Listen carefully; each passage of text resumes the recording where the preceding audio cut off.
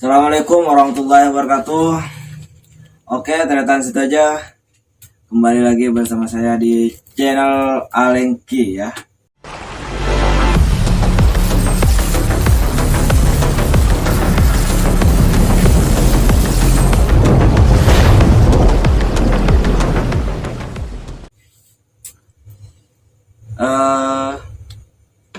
Pada video kali ini saya akan memperkenalkan teman saya dengan Mas siapa? Mas Munir. Oke, Mas Munir ya.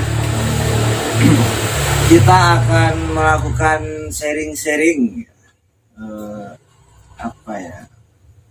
Pengalaman ya. Pengalaman. Iya. Pengalaman yang pernah kita jalanin sehingga ada dipisahkan oleh sesuatu yang kesibukan. Banyak kesibukan. Banyak sibuk. Sok sibuk tapi nggak sibuk. Sibuk aja. Mas Munir, kesibukannya sekarang apa? Ya gimana sih Mas, kalau bicara kesibukan itu tentunya orang punya kesibukan masing-masing kan. Tapi kesibukan saya itu bukan kesibukan yang bermanfaat, Mas. Istilahnya kesibukan saya itu adalah sibuk yang tidak penting. Contohnya seperti apa? Iya, contohnya mungkin kalau malam seperti ini kan. Malam seperti ini biasanya mikir bagaimana caranya kaya, itu kan nggak penting sebenarnya. Nggak penting, tapi tidak apa istilahnya gini. Ketika orang sudah bermimpi ingin kaya gitu kan, tapi besoknya tidur bukan bekerja, itu kan apa ya, sebuah pekerjaan yang sia-sia, Mas. Iya. Jadi nggak ada gunanya gitu loh, gitu Mas. Oh iya. Iya Mas, gitu Mas. Pengalaman apa? Kesibukan saya ya gitu, tiap hari. Cuma memikirkan tapi tidak melakukan. Iya, cuma memikirkan, tidak ada tindakan. Ya nggak ada gunanya, Mas. Tapi dulu kan pernah berkecimpung di dunia per-YouTubean. Ya kan? Pernah satu rekan. Oh iya, dulu pernah, Mas. Dulu itu pernah satu rekan di channelnya Sampian kan? Iya. Pas mau buat apa itu, konten gaming kan, Ya tentang game, tentang gamer. Kemudian saya juga nggak fokus di situ, ya gitulah Mas, nggak jadi kan waktu itu, kontennya nggak jalan. Sambian sendiri yang jalan kan. Iya, cuma pada akhirnya udah nyampe tengah-tengah berhenti juga. Kenapa Mas? Ya dari kendalanya biaya. Iya, biaya. Karena game ya, semakin grafiknya itu kan semakin tinggi, maka otomatis kapasitasnya ke HP itu kan ke memori. Iya, ke memori kan makin berat. Oh iya. Jadi kalau ada biaya, insya Allah pasti jalan sampai sekarang. Kalau ada biaya, amin amin. Semoga kedepannya ada biaya ya Mas. Iya. Untuk bisa melanjutkan itu. Tapi tak lihat-lihat dari apa ya istilahnya, tak lihat-lihat dari konten YouTube tentang game gitu kan. Ya. Sekarang itu banyak Mas. Saingannya kan banyak banget gitu kan. Misal besok atau lusa atau kapan Mas Dendi ingin melanjutkan konten gamenya, itu hal yang ingin konten game yang unik menurut Mas Dendi itu gimana sih? Ya sebenarnya sudah ada semua sekarang. Sudah ada semua. Benar. Mau jadi pro player udah ada. Juga meskipun kita pro, view itu udah ada yang berlangganan. Oke, siap. Mau buat konten yang lucu-lucuan juga udah ada yang sudah banyak ya. Cuma kalau kita mempunyai keinginan, ya contohnya digabungkan antara pro player dan apa namanya ya, konten lucu itu digabungkan, ya insya Allah bisa, karena kita harus secara perlahan-lahan masuk dalam dunia per-YouTubean untuk mengambil peminat. Untuk mengambil peminat. Iya.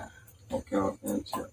Kalau cuma di pro player saja banyak yang udah pro player sebelumnya handal mainnya. Iya, udah handal, dan mereka pun juga udah berlangganan. Kalau kita masuk dalam beranda itu kan otomatis mereka pasti nonton cuma sebentar. Oh, ini cuma begini mainnya, nonton yang sana aja, sana lebih pro. Oh iya, benar. Jadi ya, apa ya, kalau bisa dibilang algoritma YouTube ini semuanya sudah ada, sudah lengkap, sudah tersedia, tinggal dicari.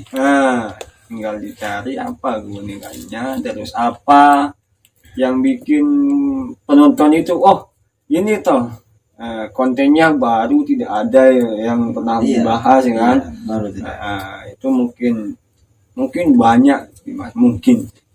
Tapi kan kita kan sama-sama dari Madura, apalagi di dunia Madura itu sekarang kan sudah banyak YouTuber kan? Udah banyak yang terkenal juga udah banyak. Yang terkenal.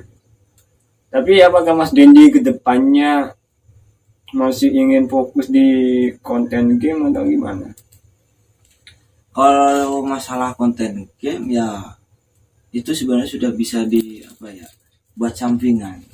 Oh, dibuat samping. Iya. Nggak harus berfokus pada konten game.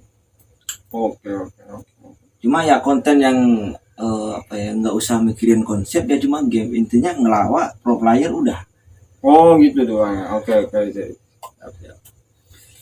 Tapi kalau Madura kan gini Mas, Madura itu kan rata-rata YouTubernya itu membuat konten yang bernuansa istilahnya sinetron, film kan, kebanyakan gitu kan.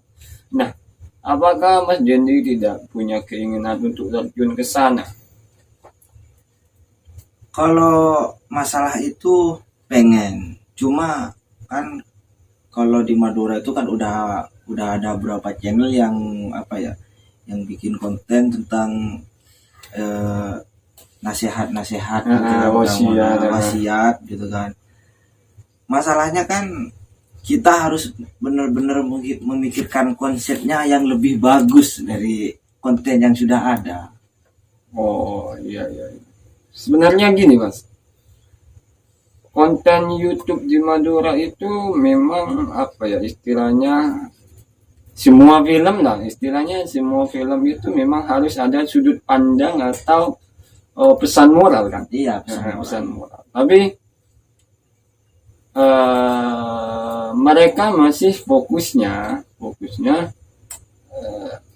kalau di televisi itu lebih ke sinetron. Iya, ke sinetron. Nah, seandainya mereka misalnya YouTuber Madura berkumpul kemudian membuat film yang betul-betul film itu mungkin bisa juga tuh. Pasti bisa, karena konten yang ada di Madura, YouTuber yang ada di Madura itu hanya sekedar membuat konten. Oh iya. Bukan membuat film. Oke, siap. Padahal kalau membuat film itu bisa, karena kenapa? Mereka punya alat, ya kan? Iya, punya alat mereka sudah lengkap kan? Lengkap. Tinggal bagaimana cara memikirkan konsep, karena konsep film itu istilahnya alur ceritanya tidak terbelit-belit tapi penuh dengan makna. Iya. Ya kan? Iya. Penuh dengan simbol. Ketika bergerak ke sana, aku harus ngapain, di situ sudah dalam hati penonton, oh dia ke sana ingin istilahnya ingin berbicara, ke sana dia ingin memukul. Terkadang kalau konten istilahnya enggak hanya di Madura, konten-konten YouTube biasa itu masih berbelit-belit.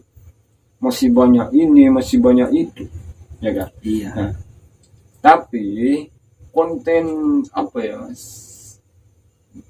Konsep dari film itu sebenarnya rumit Mas. Iya, rumit.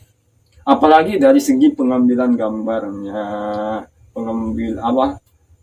pemetaan tentang alur dan ceritanya itu lebih sulit Mas. Nah, maka dari itu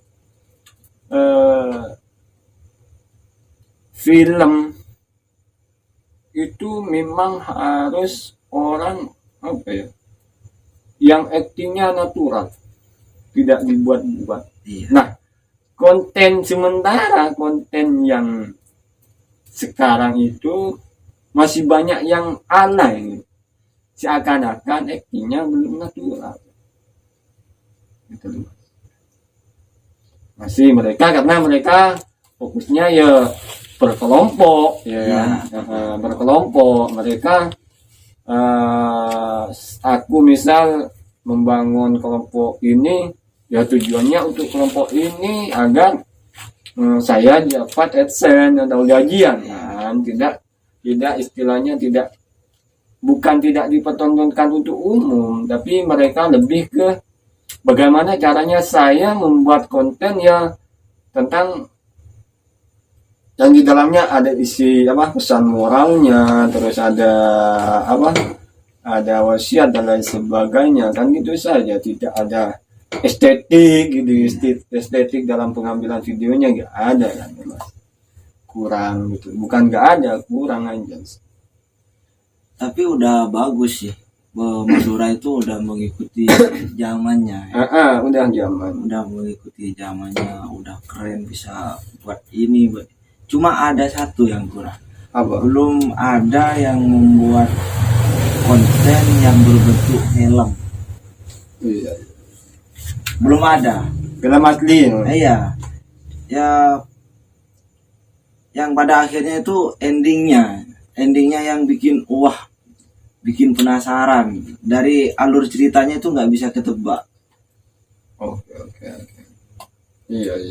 Itu yang belum ada, masih fokus pada konten, belum ada yang buat video yang berbentuk film, meskipun hanya ya berapa menit. Iya, berapa menit, tapi fokusnya ke film itu kan bagus. Iya. Tapi mana ya, film itu sebenarnya bukan, kalau mau bagus itu bukan aktornya jangan ngambil dalam arti kalau bisa. Misal di situ ada karakter, ada tokoh kakek-kakek, ambil kakek-kakek natural.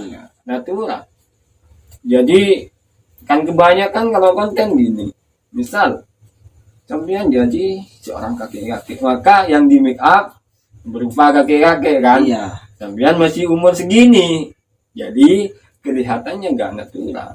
Iya. Masih dibuat-buat.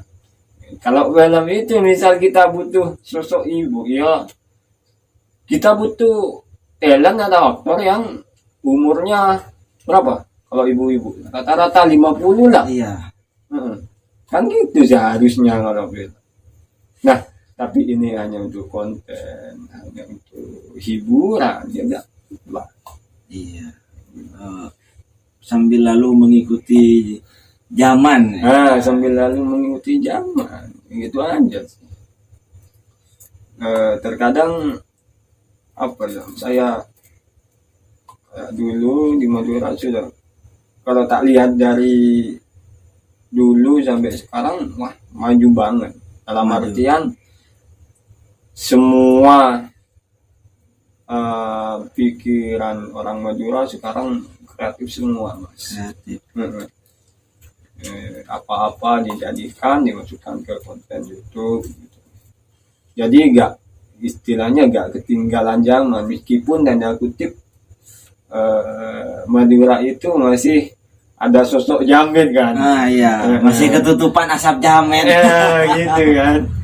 Nggak apa-apa, tapi di luar sana nggak semuanya jamet orang Madura, tapi mereka juga mampu membuat Madura bisa berkembang, bisa lebih baik dilihat dari orang Jawa, dilihat orang Kalimantan dan lain sebagainya. Saya sebagai orang Madura juga ikut seneng gitu, mereka Madura dikenal banyak orang gitu istilahnya, dengan lewat kontennya, lewat apanya gitu kan. Tapi yang lebih terkenal itu kan jamitnya gitu. Iya, dulu yang terkenal itu jamitnya, sampai ada yang diundang ke televisi, agak apa-apa. Mungkin yang dicari sekarang itu kan sesuatu yang aneh kan, bukan prestasi. Iya. Ya kan? Prestasi. Pergerakan sekarang itu bukan sesuatu yang prestasi, tapi yang aneh. Nah, ketika yang aneh, ada yang aneh, maka itu akan viral. Gitu. Ini sistem Indonesia saya belum tahu juga. Gitu. Begitulah. Berarti kan intinya gini,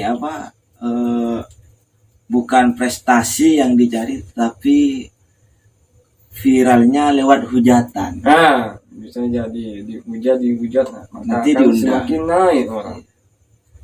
Gak apa-apa. Mereka mungkin cari makan di situ, gak apa-apa, kita maklumi saja. Iya. Jadi pikiran kita,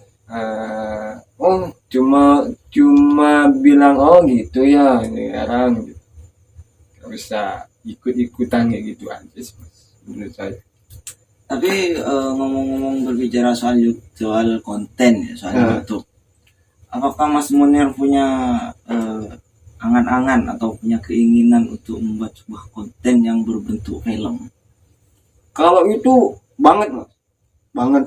Karena kenapa? Dulu saya sempat bikin film di Madura, saya gabung. Saya kan punya sanggar Chandra Siswa itu. Iya, punya sanggar. Saya itu dulu kolaborasi dengan Teater Tegak, IAI Al-Herat. Iya. Saya aktornya juga ngambil di sana, di Chandra Siswa juga ada aktornya. Saya di situ sebagai sutradara, pengatur konsep dan lain sebagainya. Tapi setelah syuting, videonya mentahan videonya masih ada sampai sekarang, tinggal edit. Masih ada sampai sekarang, tinggal edit. Tapi mereka anak-anak teman-teman saya nanyain gimana, jadi enggak gimana ya sekarang. Waktu itu pakai alatnya atau DSLR kameranya itu kurang mumpuni gitu. Dalam artian ketika syuting atau pengambilan gambar di tempat gelap itu banyak noise-nya gitu loh. Jadi menurutku ini kurang gitu. Kurang puas ya. Kurang puas meskipun mau diedit, tapi kayaknya kurang gitu. Kurang persiapan, karena dulu saya persiapan paling 2 hari kalau nggak salah.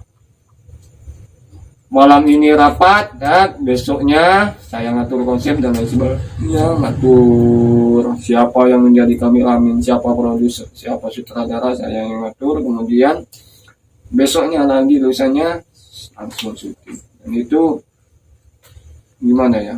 Saya sebelum syuting juga ke lokasi,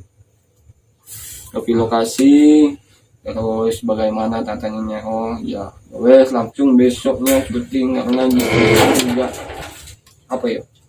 juga hampir benturan sama acara, juga ada acara. Nggak sempetin syuting di 1 hari full nih, tapi belum diedit. Tapi yang menurut saya, meskipun saya nggak pernah terjun dalam perfilman gitu kan, yang namanya mau buat film, meskipun itu hanya sekedar konten, kalau cuma 1 hari itu nggak cukup. Ya memang nggak cukup, kurang matang.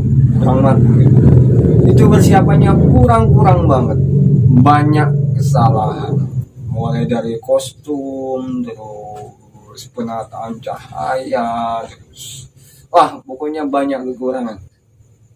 Ternyata tak rasakan film nggak semudah itu. Mereka harus survei lokasi, dalam artian ini biasanya ketika mau survei lokasi, lokasinya itu difoto dulu. Oh, Difoto lokasi ini, misal ini warung. Iya. Difoto dulu warungnya, dari depan. Nah, terus dari samping, dalamnya difoto. Nah, sutradara itu mulai mikir, nanti aktor ini masuknya dari sini, aktor ini masuknya dari sini. Jadi bukan yowes ketemu di lapangan, nggak gitu. Yang dinamakan survei lokasi itu lokasinya difoto dulu. Nah, kemudian sutradara itu berangan-angan bagaimana ya, dalam artian aktornya ini masuk dari mana enaknya ya, aktornya ini nanya pengambilan kameranya dari mana, lampunya agar tidak pecah dari mana, gitu. Jadi enggak, yuk syuting besok ke lapangan. Yang survei hanya survei bagian tim survei lapangan, enggak gitu. Semuanya harus tertata. Itu sebenarnya kalau film harus digambar dulu, ya, difoto dulu tempatnya. Baru dianggap dilaporkan ke sutradara. Dilaporkan, Pak, ini dari tampak depan, ini dari tampak samping, ini dari tampak belakang, gitu lah. Apa atas. Nah, sutradara itu nanti komunikasinya dengan kameramen. Oh iya. Kameramen itu menawarkan diri ke sutradara. Mas, kalau misal saya ambil posisi close up di tampak depan gimana? Cocok enggak? Oke, enggak apa-apa. Nah, kalau disetujui dengan sutradara, bagus. Kameramen enggak semena-mena masuk, saya ngambil, nggak gitu. Semua harus dari arah sutradara kan. Ya kan, namanya juga sutradara yang mengontrol semuanya. Yang mengontrol semuanya. Dari segi ya kameramen, terus pencahayaan, ya, semuanya. Jadi meskipun ya, mohon maaf, meskipun seorang videografer atau seorang apa yang sudah memang paham dari pengambilan gambar, larinya ya tetap ke sutradara gitu loh. Gak semena-mena, aku kayaknya dari sini asik, langsung diambil videonya tanpa izin sutradara. Gak gitu konsepnya. Berbicara tentang pengambilan konsep dari omongannya Mas Munir barusan. Berarti Mas Munir pernah mengalami menjadi sutradara yang diatur. Oh, ya bukan. Gini Mas. Oh gimana? Bukan diatur sih, tapi kan saya memang, iya, saya kan atau kuliah di teater ya Mas.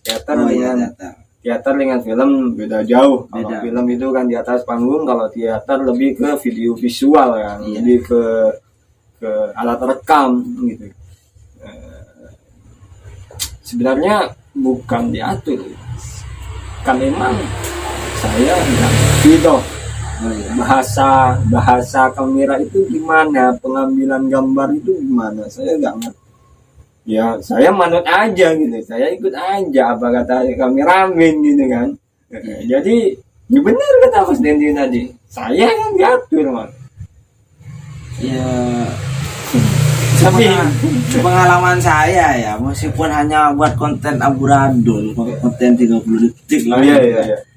Yang namanya sutradara, meskipun tidak tahu apa-apa, kalau sudah diangkat jadi sutradara, ya semuanya tuh tidak bisa apa-apa. Soalnya saya pernah buat konten di acara itu Al-Miftah. Nah, sutradara sama kameramen. Oke. Sutradaranya kurang paham, cuma 30% lah. Lebih paham yang kameramen sama pencahayaannya itu sama-sama paham. Cuma yang diangkat jadi sutradara teman saya ya, yang kurang paham. Meskipun kameramennya itu paham dalam pengambilan gambar, dalam konsep-konsepnya, konsep ceritanya itu, apa-apa itu minta. Kalau dari sini gimana? Pengambilan gambarannya itu gimana? Laporan. Oke. Sebenarnya ya tidak harusnya seperti itu, Mas. Harusnya. Tapi ya gimana ya, Mas? Ya nggak apa-apa ya. Itu kan saya kan juga bukan nggak semena-mena jadi sutradara, tapi saya di situ juga belajar gitu, gimana sih cara pengambilan gambarnya gitu, gimana sih cara close up, terus apanya bahasa kamera gitu kan, saya nggak tahu. Di situ saya berniat sama-sama belajar aja tuh. Semuanya kan jangan terlalu menggurui orang gitu loh, Mas. Jadi saya gak enak kalau sutradara, kamu harus minta persetujuan saya karena saya sebagai sutradara. Kita santai aja gitu. Tapi kalau seperti itu, yang namanya sutradara kan yang mengatur keluar masuknya aktor. Kalau yang ngatur ya contohnya itu kalau yang ngatur pencahayaannya, yang megang pencahayaannya itu sutradaranya bingung nggak? Ini aktor mau keluar dari mana? Keluarnya dari mana? Masuknya dari mana? Bingung nggak? Kalau yang saya alami sendiri gini, Mas. Sebenarnya sutradara bukan sutradara, tapi pencahayaan dengan kameramen itu harus sama-sama sepakat, dan pencahayaan itu di bawahnya kameramen. Karena kenapa? Kalau terjadi kebocoran itu yang disalahkan kameramen. Bukan pencahayaan. Misal ketika mau shoot di sini tapi ada cahaya yang bocor, terus ada orang lewat dan lain sebagainya, itu yang disalahkan pencahayaan. Terus kalau hubungannya sutradara dengan kameramen, ya yang disalahkan mesti kameramen. Karena kalau di film itu kan gini, Mas. Misal ya, malam ini mau syuting di dalam ruangan toko ini ya. Oh iya. Jadi sutradara gak mantau kameramen yang ada di depan dan pencahayaan, tim pencahayaan kan, tim lighting. Sementara sutradara jauh ada di sana. Sutradara apa alatnya sutradara? Hanya megang monitor, mengontrol lewat gambar. Laptop lah. Iya, lewat gambar. Lewat gambar. Nah, ketika dari sutradara kurang, di situ ada kebocoran, maka yang disalahkan yang harus diperbaiki pencahayaan gitu loh. Maka kameramen menyuruh pencahayaannya, gitu loh. Jadi sebenarnya sutradara itu nggak mantau secara langsung. Kalau di sini sutradaranya nggak sama kameramen, nggak, tapi di luar. Sutradara itu hanya melihat bentuknya, bukan prosesnya, dari proses syutingnya di sini enggak. Kalau dikira sudah pas, bungkus. Kalau masih ada yang kurang pengambilan gambarnya, yang disalahkan kameranya. Ini kurang tepat pengambilan gambarnya, coba dari arah sini, gitu. Sebenarnya segitu.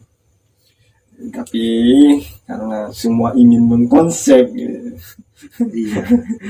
Semua ingin dikuasai, ya apa, kita sama-sama belajar,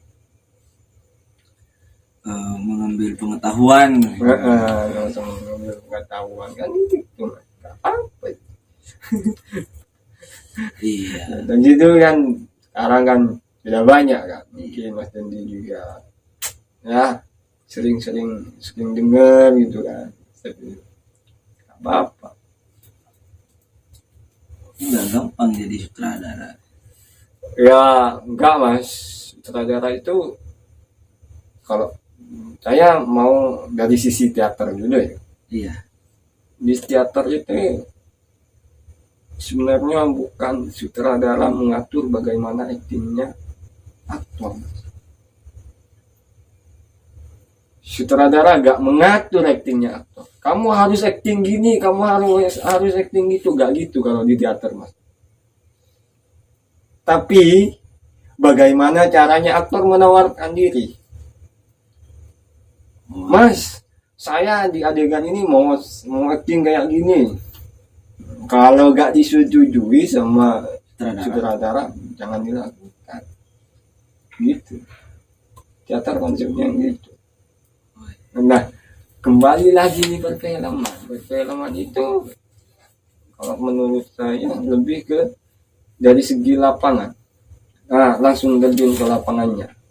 Sebenarnya di awal kan ada casting kan. Oh iya. Casting.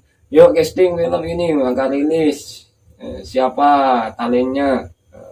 Semua daftaran. Yuk coba acting nangis, yuk coba acting sedih, yuk coba acting bahagia. Gitu kan. Iya. Jadi sutradara sudah melihat. Nah, untuk nanti di adegan di lapangan itu nanti langsung diarahkan sama sutradara. Oh, kamu kurang pendalaman mana kurang, terus sedihnya kurang gitu. Nah, sementara kalau di teater kan nggak gitu. Pementasan dimulai, plak, nggak ada cut-cutnya kan. Iya. Jadi banyak semuanya harus berjalan itu. Makanya kalau ditanya lebih sulit mana teater dengan film, saya memilih sulit teater karena teater tidak di-cut. Kalau salah ya harus improvisasi. Kalau terjadi kecelakaan panggung ya harus bisa mengimbangi. Ketika aktor satu tidak bisa, istilahnya lemah dalam dialog, bagaimana aktor dua harus bisa membangkitkan. Sebenarnya lebih sulit di teater kalau masalah kesulitan sih menurut saya.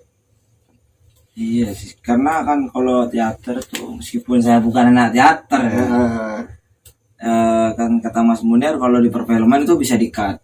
Kalau di teater tuh kan kalau sekali jalan, udah selesai, jalan, nggak ada cut, nggak ada latihan. Ini kan kalau perfilman itu dilatih secara matang dulu sebelum 1 bulan sebelum syuting itu kan udah mendalami perannya kan. Iya benar. Tapi untuk latihan bukan nggak dilatih di teater, Mas, tapi minimal latihan teater itu kalau saya 6 bulan, Mas. Satu naskah 6 bulan. Satu naskah itu 6 bulan, Mas. Jadi teater itu nggak gampang, pendalaman karakternya ya 6 bulan itu. 6 bulan full latihan, siang hari siang malam. Sulit ya gitu, Mas. Nah, kalau film kan kayak saya kemarin kan sempat bikin film gitu. Ikut syuting film ya, cukup baca naskah, reading naskah bersama kumpul para aktor, kemudian itu langsung masuk ke syutingnya, gitu aja. Aktingnya udah dibentuk di tempat. Aktingnya dibentuk di tempat ya benar. Tapi bagaimana ya sebenarnya seorang aktor atau pemain itu harus pintar-pintar mengolah imajinasi dan karakter. Harus pintar-pintar gitu. Karena dunia entertainment atau dunia entertain itu kejam, Mas. Nggak bisa acting itu dibilang cacat. Nggak bisa acting dibilang cacat. Parah ya. Parah. Dunia entertain ini parah. Nggak bisa, misal adegan nangis, nggak bisa nangis dibilang cacat. Harus benar-benar mendalami karakternya. Ya memang sutradara ya mencari aktor yang memang betul-betul bisa gitu. Nggak di teater. Kalau di teater sampean punya skill 0% masuk teater itu bisa masih dilatih, digembleng. Kalau di film yo mereka yo wis Aku ngertinya kamu itu seorang pemain, aku ngertinya kamu seorang aktor, aku ngertinya kamu pintar acting, gitu aja. Gitu. Ketika kamu berani masuk di film, berarti kamu harus tanggung resiko, kamu harus bisa acting. Nggak ada latihan-latihan lagi. Nah, masalah pendalaman karakter juga bisa. Kayak kemarin Luna Maya, ketika ingin main film berperan sebagai Ratu Kidul Laut Selatan. Atau bukan Laut Kidul, tapi dia ingin berperan sebagai Susana. Oh iya. Kebiasaan Susana apa setiap harinya? Makan kembang melati. Terus bertapa di sebuah sumber. Luna Maya ikutin gitu. Nah, ketika tampil dia di film di layar kaca, masuk. Auranya Susana itu betul-betul hadir di dalam jiwanya Luna Maya. Makanya penting banget olah rasa, terus olah pikir, olah imajinasi, olah karakter. Penting. Jadi tidak semena-mena, yowes lah, kamu pintar acting, yowes main film. Gak gitu, Mas. Gak gitu. Cuma ada sih yang gampang. Apa? Bikin konten YouTube. Kalau konten YouTube itu menyesuaikan, Mas, menyesuaikan dengan keadaan. Ketika butuh aktor cewek ya gampang-gampang saja. Misalnya kamu mau jadi aktor cewek ya tinggal pakai daster terus kerudungan kan Ya udah, bis jadi. Nah, Kalau film nggak gitu, nggak bisa diagapi seperti itu. karena ya di YouTube itu menurut aku bukan apa ya namanya, hanya untuk mencari sebuah uang. Lebih tepatnya seperti itu. Karena ya kalau bikin konten YouTube gitu kan, pemainnya 4, bukan pemainnya, maksudnya dalam satu video itu ada contoh ya, kayak ada anak, orang tua gitu kan, terus ada kakek nenek, itu satu orang bisa jadi semua gitu. Satu orang udah bisa jadi semua, nggak usah nggak usah tim apa segala macam, yang penting ada yang mau kamera, mau kamera Sudah jadi semua. udah jadi, Beres. view banyak, wes uangnya meledak.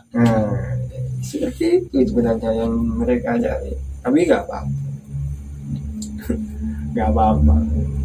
Iya kan, kalau Mereka kita semua kan bebas untuk berekspresi kan. iya. Bebas menyalurkan kreativitas kita di bidang apa, itu bebas. Iya. Tapi gimana ya? Tapi apakah ya mungkin seperti kata Mas Dendi tadi, mungkin orang-orang lebih suka konten kayak gini, atau sudah berharap konten ini bagus, konten ini lucu, konten ini kocak, unik, dan lain sebagainya. Orang sekarang kan harus gitu. Iya, malahan sekarang mah yang bisa masuk TV itu bukan yang punya skill atau berperan dalam hal, yang penting kena hujatan, viral lewat hujatan, Yes. Diundang gitu. iya diundang. Enak ya sekarang. Masuk TV tuh bisa lewat jalur cheater gitu kan, nggak usah pinter, wis udah menghujat siapa gitu kan, nanti dihujat balik. Contoh ya, Mas Munir punya pelanggan udah banyak, nanti saya reaction Mas Munir, wah ini jelek, nanti pelanggannya Mas Munir kabur ke saya, menghujat saya, kan saya dapat uang. Iya. Ya, bener. Sekarang nggak drama nggak makan, nggak ada drama, nggak makan. cari uang harus drama dulu, nggak harus kuli. Yang penting pintar acting kan. Iya, pinter acting, pinter mengambil pelanggan. Iya, gitu bro sekarang. Aneh ya. Nggak ada drama, nggak makan ya Mas. Tapi ya bener juga sih Mas. Apakah akan terus-terusan seperti ini? Kalau masalah itu ya saya kurang tahu ya, maksudnya apakah jalur seperti ini akan terus berlangsung gitu kan? Berlanjut. Iya, berlanjut. Saya kurang tahu. Ya kita jalannya aja gitu. Gimana ke depannya gitu kan, para netizen itu kayak gimana gitu. Tapi gini Mas, kalau kembali lagi ke film tadi, kalau soal film, Mas Dendi suka film yang bergerak apa kira-kira? Kalau saya sendiri ya enggak, intinya bukan tentang percintaan yang apa ya, agak bergenre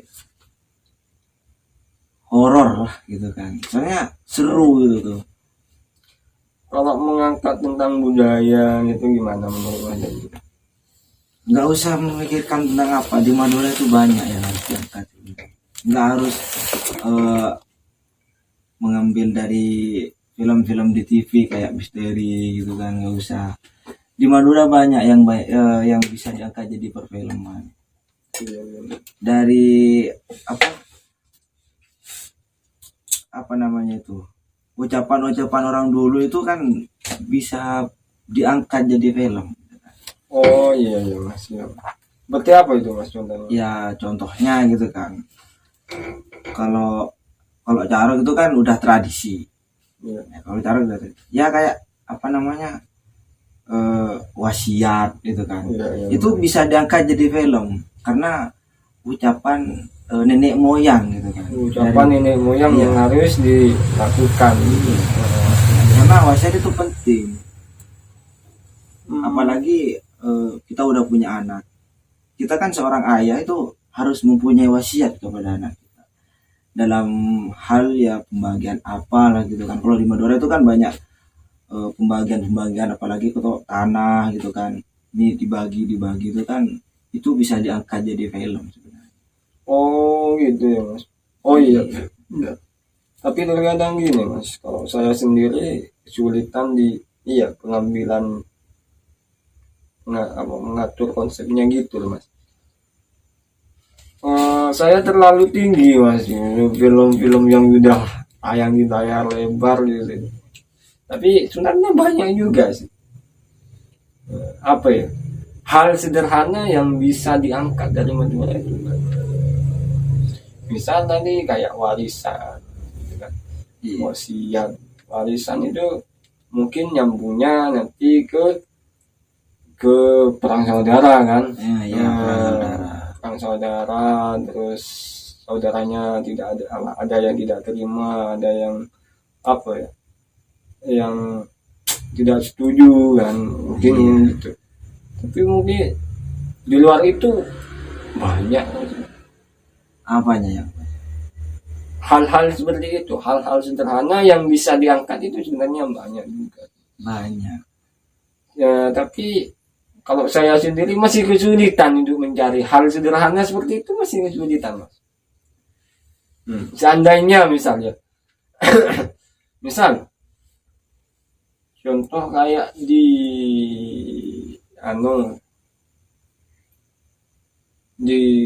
rumah saya atau di daerah di kampung sebelah, di situ ada rara atau pohon siwalan. Dan daun siwalan itu kalau dianyam kan jadi tikar kan, dan menjadi sebuah pendapatan orang desa kan. Hal seperti itu sebenarnya bisa juga diangkat. Hal sederhana di Madura banyak, cuma belum kepikiran saja. Belum kepikiran. Banyak, tapi pengennya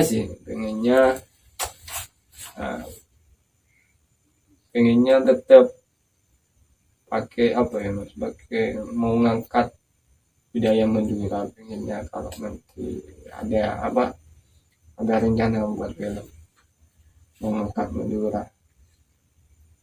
Tapi Mas gak punya alat juga kan. sulit. Meskipun konsepnya udah bagus, kalau alatnya nggak ada percuma. Ya bukan menjadi hambatan sih sebenarnya kan, pakai HP kan juga bisa, tapi hasilnya kualitasnya itu loh, kualitasnya kurang. Kalau memang betul-betul ingin niat, konsepnya matang, kan lebih baik pakai alat yang baik juga. Konsep pakai alat yang memang mumpuni, berkualitas kan gitu. Jadi ketika hanya mau bikin konten biasa, ya udah apa-apa, bagi api dulu kan. Bagi api dulu. Asal mau konten ya tentang yang berisi pesan moral dan sebagainya kan nggak apa-apa. Nah mungkin nanti ketika AdSense-nya keluar atau YouTube-nya viewernya meledak kan bisa beli alat kan. Iya bisa. Tapi kan kalau di Madura rata-rata sekarang apa ya, arahnya bukan ke situ mas sebenarnya. Kemana arahnya? Kalau AdSense itu kan lebih ke membantu orang tua ya kan. Iya. Membantu orang tua untuk membangun rumah, terus membuat usaha kan. Gak ada arahan untuk membeli alat alat film kan, nggak ada.